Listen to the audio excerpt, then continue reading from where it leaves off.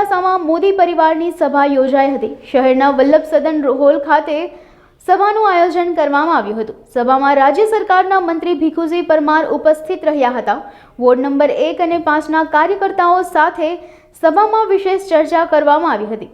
આ કાર્યક્રમ અંતર્ગત લોકોને સરકારની વિવિધ યોજનાઓ અંગે માહિતી અપાઈ હતી। મોદી પરિવારની સભામાં મોડાસા નગરપાલિકાના પ્રમુખ નીરજ શેઠ, ઉપપ્રમુખ શહેર ભાજપના હોદ્દેદારો અને ભાજપના નેતાઓ સહિત કોર્પોરેટર હાજર રહ્યા હતા। શેઠની શિખામણ જોવા સુધી એવું ન થાય અને આજથી જ વોટ વાળીએ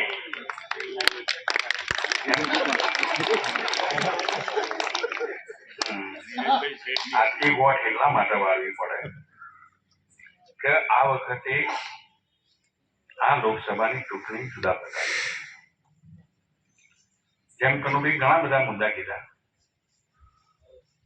એક તો अब की बार 400 पर एक ऐसा માટે ચેલેન્જ આવી છે અને બીજો મુદ્દો એ આવ્યો છે કે આપણા લોકસભા સારોપરા લોકસભાને લાગે વળગે છે ત્યાં સુધી આમ તો 26 ની વાત કરી છે, આપણે 5 લાખની લીડથી જીતવું છે।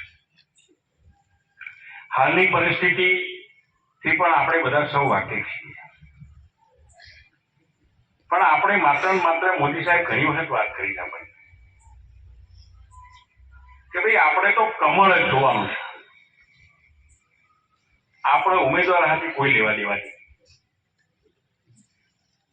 આપણે મોદી સાહેબને જોવાના છે।